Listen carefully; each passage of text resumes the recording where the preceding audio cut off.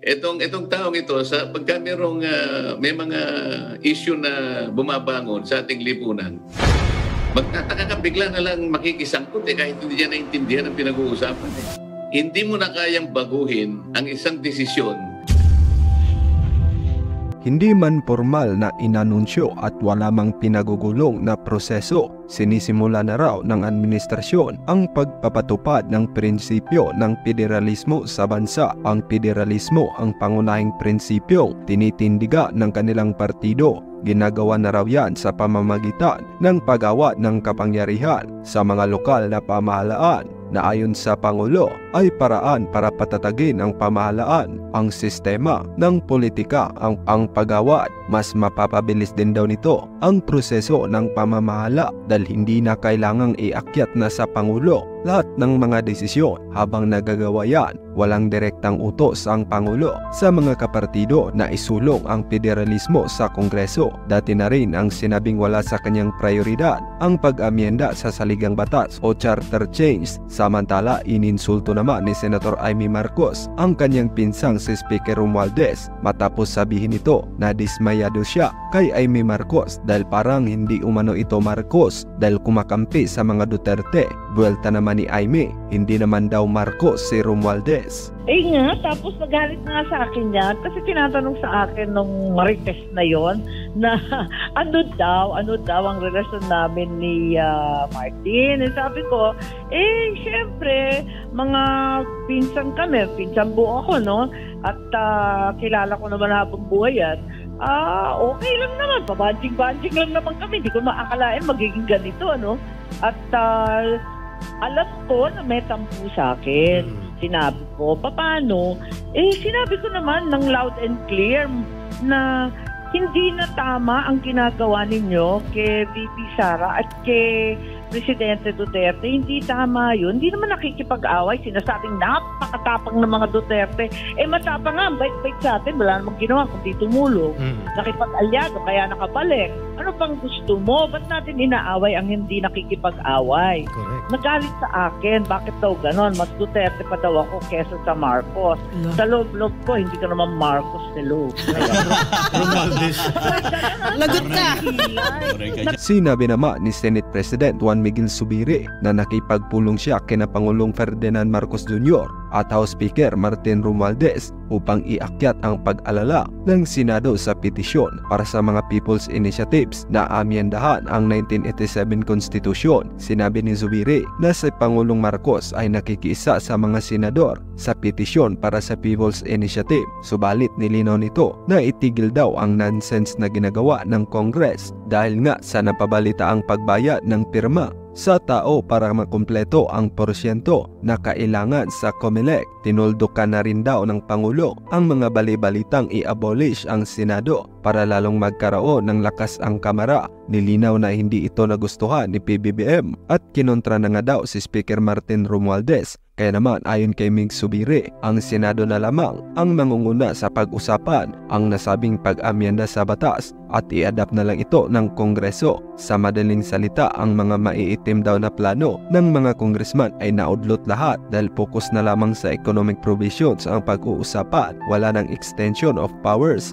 at no election kagaya ng pangako nila sa mga kapitan ng barangay. Ayon kay Ka-Eric, kung totoong pro-reform ang mambabatas na ito, edi hindi na sana nila sinasabotahe ang People's Initiative. Kung totoong pro-reform sila, gagawin sana nilang tama ang proseso. Hindi sana sila niliko sa kabilang direksyon habang hinihiling sa mga tao na pumirma gamit ang ayuda, mga pagbabanta at mga insentibo. Kaya naman, trapong pro-reform daw ang tawag sa kanila ngayon. Isa pang ang tanong, pro-reform daw pero korap naman talaga at hindi kayang maglabas ng resibo ng kanilang mga liquidation. Subalit may ibang members dyan na hindi kayang bayaran. Dagdag pa ni Ka-Eric, at yun nga kung diswapang sa kapangyarihan ang magiging Prime Minister na gagawin ang lahat. Mahawakan lang sa leeg ang mga tao Ngayon pa lang wala ng dignidad at moral ang mga lider na gusto pagawing Prime Minister. Handang budulin ang mga ordinaryong mamamayan na may ayuda, suhol at insentibo at hindi kailanman nagbigay ng oras upang turuan sila. Ito ba ang hakbang na naisip nila para daw sa pagbabago?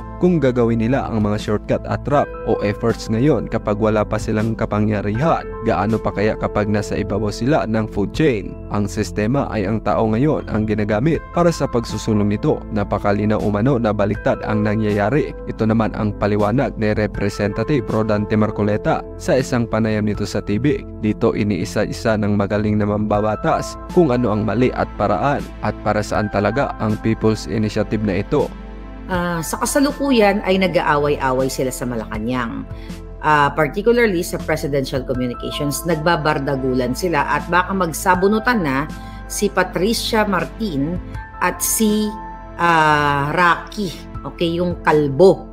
Okay. Paano nila sabunutan? Tangina na walang buhok. Oy, Patricia Martin, paano mo nasabunutan si Kaki Rocky mo? Dahil walang buhok nga eh. So anyway, you know what? Ang baboy ng mga to. At demonyo lang po ang gumagawa nito. Sabi ni Sally Kigochi, yes, demonyo, desperado sila palangga. So dahil inulat ko sa inyo na ang dugyot trolls or Ensaymada trolls, kasi they're not vloggers at all. Diba? They are bayaran. At sila po, ang mga dugyot na ito, yung mga Ensaymada na tumatanggap ng pera galing kay Bukangkang, galing sa Presidential Communications, galing kay Lacheloy, galing sa kanila lahat, galing kay Lisa, galing kay Kuting, ay kalaban ng bayan.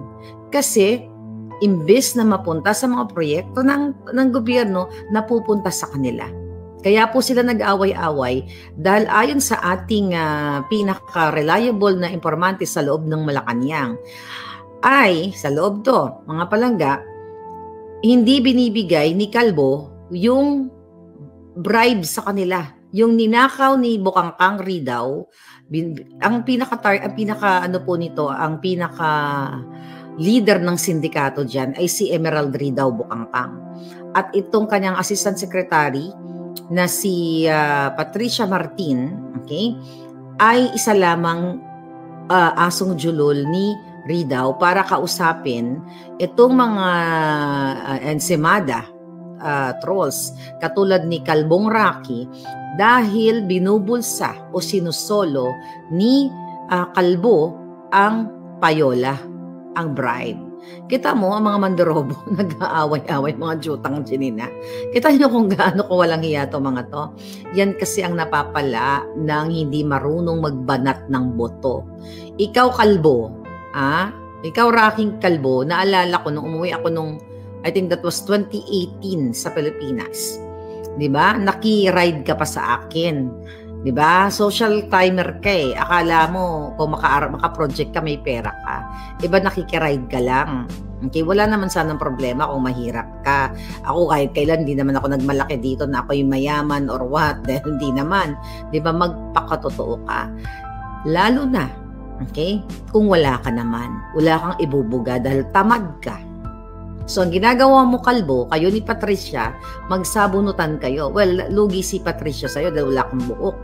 You know, yan ang napapala ninyo, mga Ensaymada trolls, na ibinibenta ninyo ang inyong mga kaluluwa kay Satanas. O kay Ridao, kay Bukangkang, o kay Kuting, o kay Lisa. Dahil yan ang utos ni Lisa Ahas, ni Lisa Smugs, na bayaran lahat ang pwedeng bayaran. Kapag wala ng silbi, gorgorin o itapon sa bangin. Yan ang mangyayari sa inyo. So ngayon nag-away-away sila palangga dahil hindi nila alam, hindi nila matumbok kung sino yung puting ahas ko. It just so happened na hawak ko ng ebidensya. Kaya nga wala nang question mark, wala nang allegedly, walang question mark. Diretso kong inaakusahan ang Presidential Communications, si Marcos Jr., si Kuting, dahil mga bataan na yan, na ninanakaw ang pera ng bayan at binabayad sa trolls. Kaya imbis na ayusin, sabi ko nga, ang communication department, ang inaasikaso ang gumawa ng fake page para lituhin kayo, para agawin kayo sa akin. Diba? Napakawalang hiya talaga mga kababayan. Kaya naman, Sa sobrang kabobohan at katangahan nila, itong si Marcos Jr. bangag ay binati ang new winner na Taiwanese president o president of Taiwan. Nabalitaan nyo ba yon, mga kapalangga? Alright, so mamaya-maya isa-isahin ko yon. Okay? Tapusin muna natin itong mga dugyot. Right? So sabi ko nga, hi BL, Bagong Lipunan, Roy. Okay, si Alma Fernando nandito. So kaya sinasabi ko sa inyo, milyon-milyon ang budget ng Presidential Communications para umulat o mag-ulat sa ating bayan ng mga ginagawa ni Kuting. Pero paano nga sila mag-uulat ng kabutihan na ginagawa ni Kuting dahil puro palpak? Dahil ang pinagkakabalahan ni Emerald Bukangkang, okay, dahil siya daw ang reyna ng social media, ikaw ang reyna ng social media ng kapeke-pekean ng fake news. Maliban sa bumubuka-buka yung kipay labong mo dyan para magkapera. Di ba? Noon pa lang, binubuka mo na yung kipay mo para magkapera dahil tamad kayo. Hindi kayo marunong magbanat ng boto, ng fair, ng patas na hanap buhay. Ang gusto ninyo, magnakaw sa kaba ng bayan. Gusto ninyo magpasosyal, magpabuka-buka ka ng kipay mo sa New York. Naalala niyo yun? Yung nag-split, okay, sa New York. Gusto nyo palang kumain ng masarap. Gusto nyo palang mag-travel. Gusto nyo palang mag-social climber. Okay lang mag-social climber ka kung kaya mo. Di ba? Kung kaya mong bilhin. Pero ang ginagawa ng mga hayop na to, bininanakaw ang pera ninyo, nating lahat. Walang problema kung gusto mo magpakasarap sa buhay mo. Basta hindi ninakaw sa kaba ng bayan. At ikaw, Patricia Martin. At ikaw, Rocky. Okay?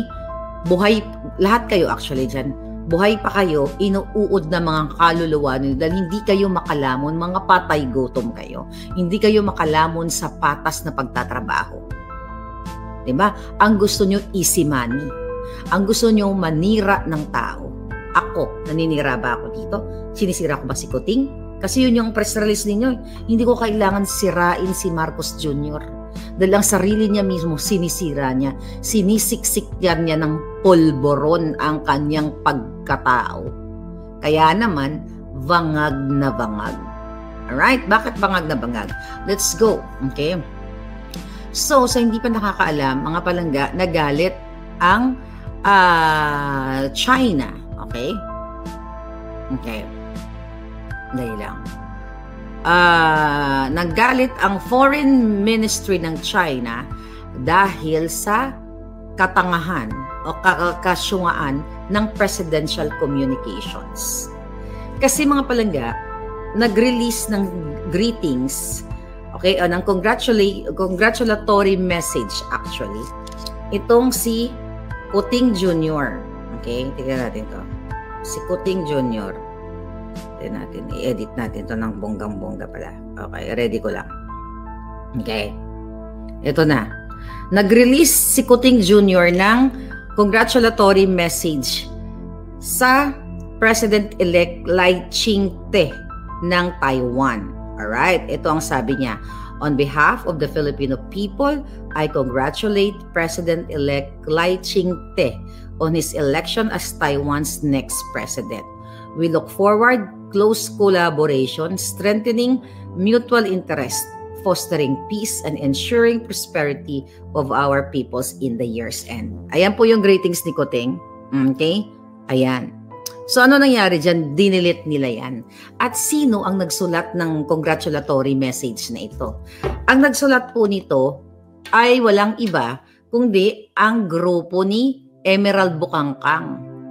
At yan sila Patricia, sila kasi, sila Franz Imperial, sila Gerard Barria, sila Honey Rose, yung mga buwaka ng inang mga yan, sila ang admin ni Kuting sa Facebook page. Alam ko yan. So para lang makisabay, dahil nagbati na rin ang Amerika, okay, dito sa tayo President-elect, ay gumaya-gaya ang mga buwaka ng ina. Without consulting the DFA o, you know, without consulting Kuting. So, ibig sabihin, malinaw pa sa sikat ng araw na si Kuting ay talagang bangag.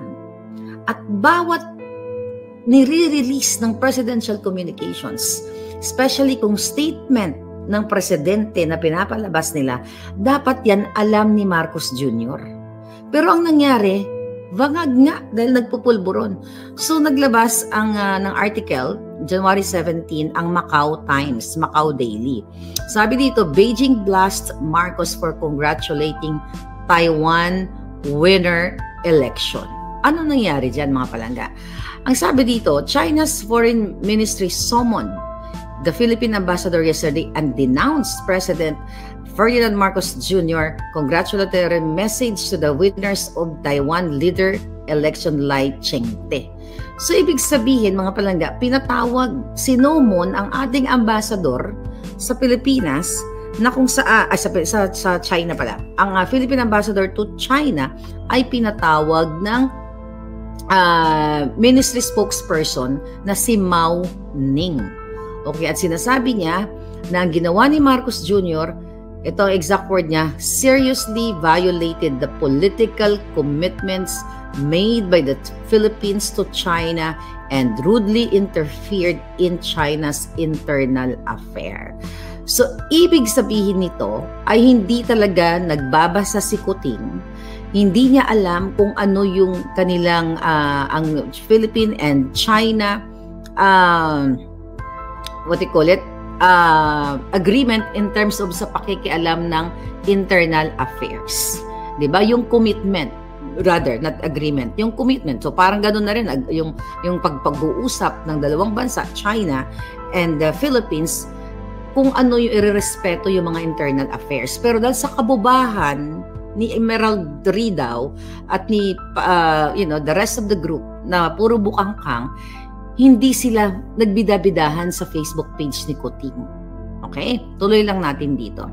So, sinasabi ng China na ito ay seryosong paglabag, okay, sa usapang pampolitika ng China at Pilipinas. Na sinasabi ng China, China claims Taiwan as its own territory to be recovered by force if necessary and angrily condemns statement that appear to confer legitimacy on island's government. So ang ibig sabihin ng China mga palangga, dahil nga meron silang dispute sa Taiwan na kiniklaim ng China, dahil probinsya lang yan Taiwan, di ba, dati. So, na ito ay teritoryo nila, na kung kailangan gamitan ng puwersa, kung gamitan ng puwersa para mabawi nila yung kanilang territory, ay gagawin ng China. So, dapat, ang sabi ng China, hindi dapat mangingialam si Kuting, ang Pilipinas, sa internal dispute nila or internal affairs.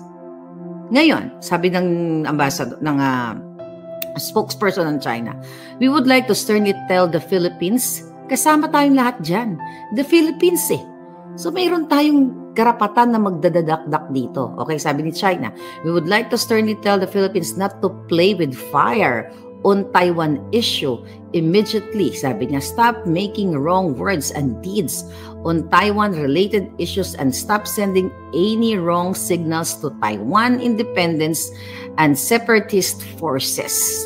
Anong ibig sabihin nun, palangga?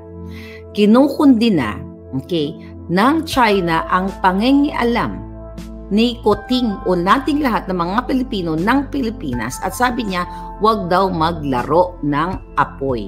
Ano ba ibig sabihin ng maglaro ng apoy?